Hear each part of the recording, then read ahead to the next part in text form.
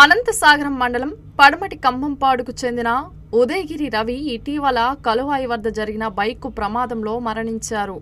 కుటుంబానికి పెద్ద దిక్కును కోల్పోయి బాధపడుతున్న ఆ కుటుంబానికి సాంబశివ చారిటబుల్ ట్రస్ట్ నిర్వాహకులు కంచి పరమేశ్వర్ రెడ్డి అండగా నిలిచారు. బాధిత కుటుంబాన్ని పరామర్శించి వారికి ఆర్థిక సహాయాన్ని అందించారు. ఈ సందర్భంగా ఆయన మాట్లాడుతూ మరణించిన వారు దేవుడితో సమానమని అన్నారు.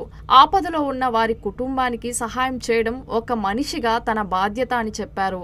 అందరం కలిసికట్టుగా కొంత ఆర్థిక సహాయం అందిస్తే ఆ కుటుంబానికి పెద్ద దిక్కు లేని లోటు తీరుతుందని అన్నారు. ఈ కార్యక్రమంలో హెల్పింగ్ హ్యాండ్స్ సభ్యులు, గ్రామస్తులు పాల్గొన్నారు. ఆలోచించి ఏదన్నా కొంచెం మనం ఆదుకోవాలా. ఎందుకంటే చనిపోయే ఫ్యామిలీలో ఎవరైనా తెలియకుండా జరిగిపోద్ది. అది ముందు ప్లాన్ కాదు, యాక్సిడెంట్గా అంతేనే. వాళ్ళ భార్య కానీ, బిడ్డలు కానీ, లేకపోతే తల్లిదండ్రులు అందరూ కూడా వాళ్ళకి ఆ రోజు ఏం తెలియదు. యాక్సిడెంట్లో మనిషి చనిపోతే వాళ్ళకి ఏం తెలుసు, పోయిన మనిషి తిరిగి రావడం అని వాళ్ళకి తెలియదు కదా. వాళ్ళ జీవితం ఒకసారిగా ఎక్కడి నుంచో అగాధం పడిపోయింది. ఒక్కొక్క ఇంట్లో ఇప్పుడు వాళ్ళకి భోజనం జరిగేది కూడా కష్టం కదా, చాలా కష్టం సార్. తగ్గిమాయిన తర్వాత ఇల్లు ఇవన్నీ భోజనం ఎలా తినేదానికి భోజనం కూడా ఉండదు కదా. అందువల్ల ఇవన్నీ కొన్ని నేను జరిగిన ఈ ట్రస్ట్ పెట్టిన తర్వాత ఈ 3 సంవత్సరాల్లో ఎంతమంది జీవితాలను ఎన్ని ఇళ్ళకి పోయి ఉంటానో తెలియదు. అందువల్ల పోయి చూడబట్టి ఈ కార్యక్రమాలు కూడా ఒకటి నేను మీతో బంధం కూడా జీవితం పెనవేసుకుపోతుంది.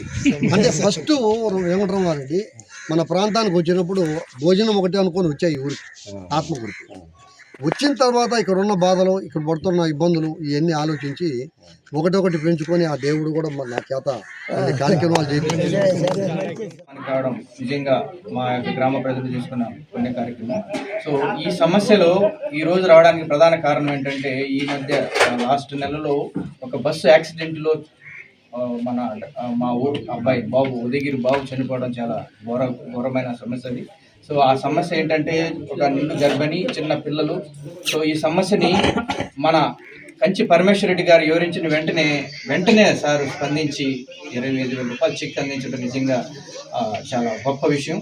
సో నిజంగా సార్కి ధన్యవాదాలు తెలుపుతున్నాం.